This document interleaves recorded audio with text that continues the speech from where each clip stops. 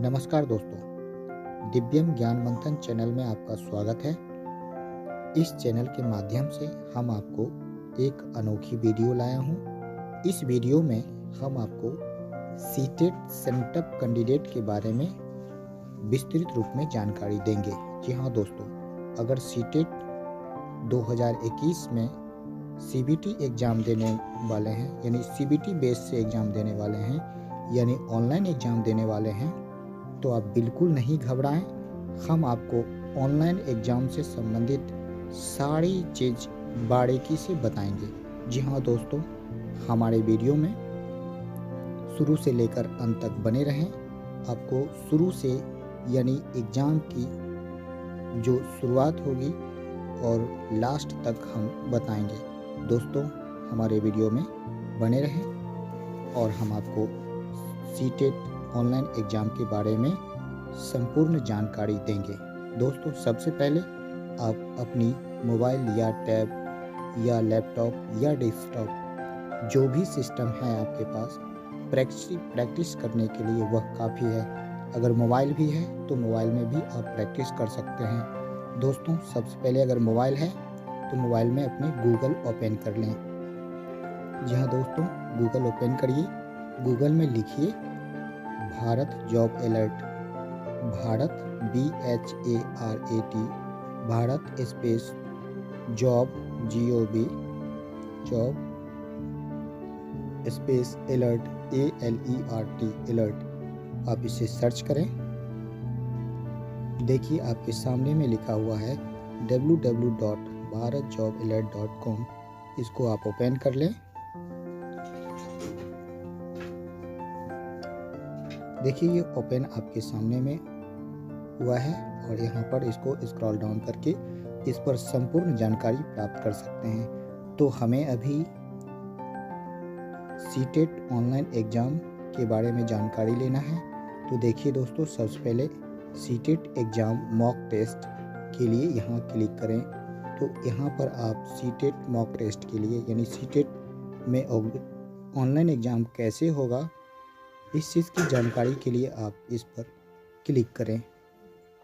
देखिए मैंने क्लिक किया तो यह इंटरफेस खुला, यानी आप एग्ज़ाम हॉल में प्रवेश करेंगे तो प्रवेश करने पर जो आपको सीट दिया जाएगा, यानी जो सीट आपको अलाउड किया जाएगा, जैसे ही अपनी सीट पर बैठेंगे तो आपके सामने में सिस्टम पर यह इंटरफेस दिखाई देगा।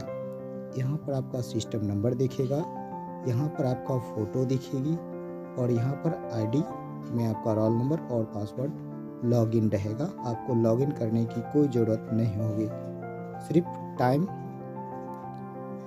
होने पर आप यहाँ से लॉगिन करेंगे। तो देखिए यहाँ हम लॉगिन करते हैं। देखिए लॉगिन होकर के आपके सामने यह इंटरफेस खुलता है, यानी बाय डिफ़ॉल्ट लैंग्वेज इंग्लिश रहता है। तो इसे आप चेंज भी कर सकते हैं। अगर आपको इंस्ट्रक्शन इंग्लिश में पढ़ना है तो आप आसानी से पढ़ सकते हैं। अगर आपको इंस्ट्रक्शन हिंदी में पढ़ना है तो यहाँ से आप हिंदी सेलेक्ट कर सकते हैं। देखिए मैंने हिंदी सेलेक्ट कर लिया है। इस प्रकार से स्क्रॉल डाउन करके आप देख सकते हैं। तो सबसे पहले इंस्ट्रक्शन पढ़ना नहीं भूलिए। इंस्ट्रक्शन पढ़ना बहुत ही आवश्यक है, क्योंकि इंस्ट्रक्शन के अनुसार ही आपको एग्ज़ाम में हर स्टेप देखने को मिलेगा। देखिए इस एग्ज़ाम में कुल 150 क्वेश्चन मिलेंगे, जिसके लिए आपको 150 मिनट समय दिया जाएगा। सर्वर पर घड़ी लगाई गई है। आपको यहाँ इस कोना पर आपको घड़ी दिखाई देगी, जो समय के साथ समाप्ति की ओर ले जाता है, यानी 150 यहाँ टाइम आपको चलता रहेगा 150 मिनट। और ज्यों ही आप क्वेश्चन का आंसर देंगे समय बीतता जाएगा और यहाँ से टाइम आपका लेफ्ट टाइम दिखता रहेगा। इस टाइम को देखते हुए अपनी सारी क्वेश्चन को सॉल्व कर सकते हैं। आप यहाँ पर देखते हैं स्क्रीन के दाहिने कोने पर प्रश्न प्लेट प्रत्येक प्रश्न के लिए निम्न में से कोई एक स्थिति प्रकट करता है। अब देखते हैं कि अगर आप क्वेश्चन छोड़ देते हैं तो आपको इस प्रकार का बॉक्स दिखाई देगा। और अगर आप क्वेश्चन पर टच करते हुए आप आंसर नहीं देते हैं तो रेड कलर का बॉक्स दिखेगा। अगर आप क्वेश्चन का आंसर देते हैं तो इस प्रकार से ग्रीन दिखाई देगा। अब देखते हैं इस प्रकार से आपको क्वेश्चन को आंसर देते हुए आगे की ओर आप बढ़ेंगे और इंस्ट्रक्शन को साथ साथ पढ़ें। पढ़ते हुए आगे की ओर बढ़िए, बारीकी से पढ़िए ताकि आपको एग्जाम में कोई भी समस्या का सामना नहीं करना पड़े।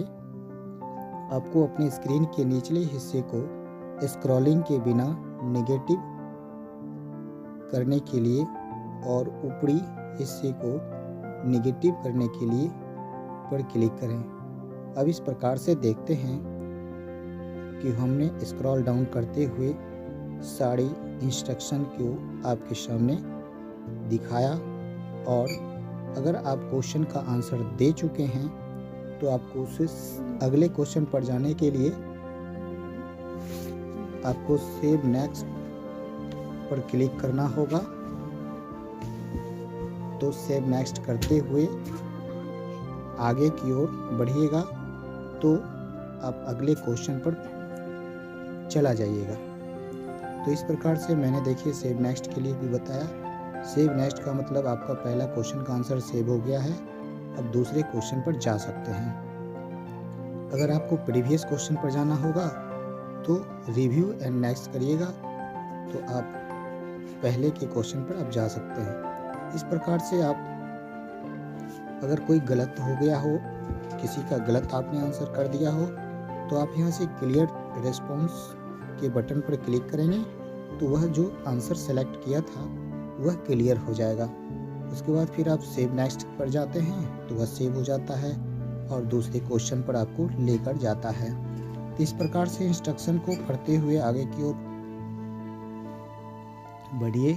और अगर आपको इंस्ट्रक्शन कंप्लीट हो जाता है यानी पूरा इंस्ट्रक्शन पढ़ लेते हैं तो आप यहाँ पर नेक्स्ट के बटन पर क्लिक करिए और तब यहाँ पर देखते हैं आपके सामने यह इंटरफेस खुलता है। तो बाय डिफ़ॉल्ट लैंग्वेज यहाँ पर सेलेक्ट कर सकते हैं हिंदी या इंग्लिश। अगर आप हिंदी सेलेक्ट करते हैं तो देखते हैं हिंदी में आपको दिखाई देता है और हिंदी में ये आप पढ़िए।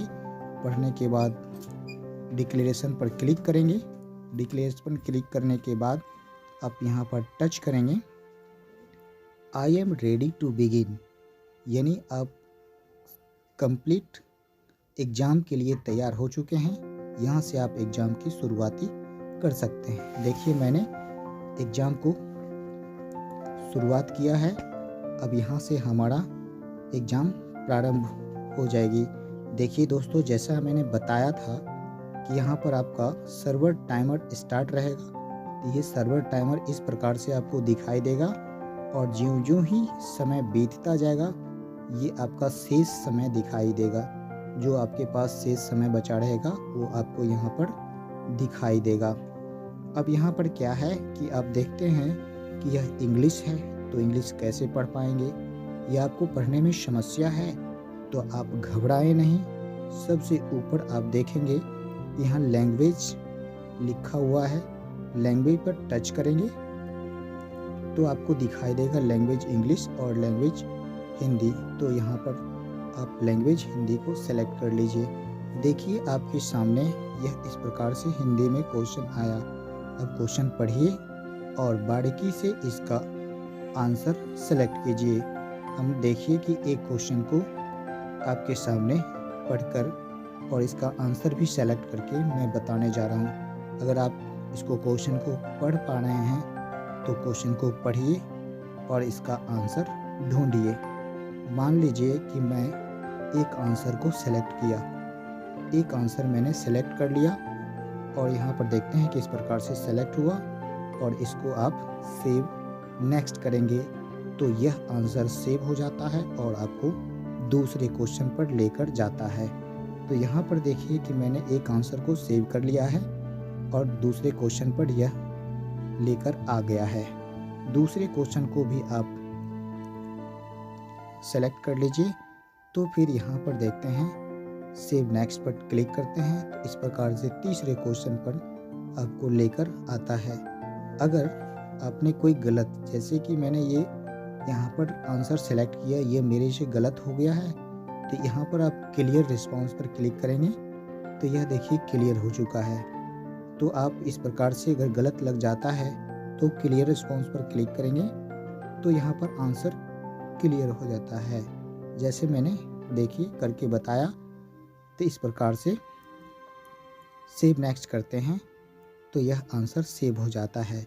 अब यहाँ पर देखिए एक ऑप्शन और दिखाई देगा कि मार्क फॉर रिव्यू नेक्स्ट। अब देखते हैं कि मैंने रिव्यू किया पढ़ने के लिए कि यह जो क्वेश्चन का मैंने जो आंसर दे रहा हूँ उसके लिए जो सारांश दी गई है वह आप यहाँ से पढ़िए। और अगर इसमें भी अगर कोई गलती हो जाता है, मान लीजिए कि ये गलती हो गई, तो यहाँ से क्लियर रिस्पॉन्स पर आप इसे क्लियर कर सकते हैं। तो इस प्रकार से आपको बारीकी से क्वेश्चन का आंसर देते चले जाना है और सेव नेक्स्ट करते हुए आप अपनी आंसर को चुन सकते हैं।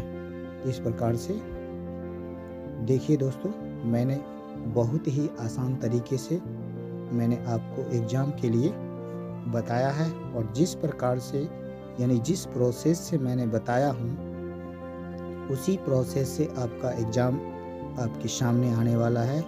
दोस्तों, जिस प्रकार से मैंने ऑनलाइन एग्ज़ाम दिया है उस प्रकार से आप लोग भी इसका फॉलो करिए और आपका एग्ज़ाम बहुत अच्छा जाने वाला है।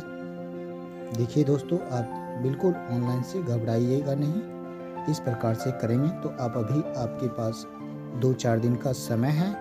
आप इसे प्रैक्टिस मोबाइल पर भी कर सकते हैं ताकि आपको कोई समस्या ऑनलाइन एग्ज़ाम में नहीं हो। तो दोस्तों, अगर वीडियो अच्छा लगा हो तो आप लाइक एंड सब्सक्राइब और दोस्तों के पास शेयर भी कीजिए। इस प्रकार से देखिए दोस्तों, अगर आपको कंप्लीट एग्ज़ाम हो जाता है, इसको सबमिट करने की ज़रूरत नहीं होती है, यह ऑटोमेटिक सबमिट हो जाता है।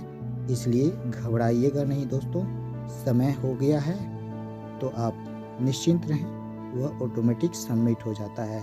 तो दोस्तों, अभी देखिए यहाँ सबमिट का ऑप्शन है, मैं सबमिट नहीं किया हूँ अभी तक, पर ये अगर समय समाप्त हो जाती है तो ऑटोमेटिक सबमिट हो जाता है। इसलिए घबराइएगा नहीं। तो मैंने तो सबमिट किया नहीं, पर यह सबमिट हो गया है, क्या पता मेरा हुआ है या नहीं।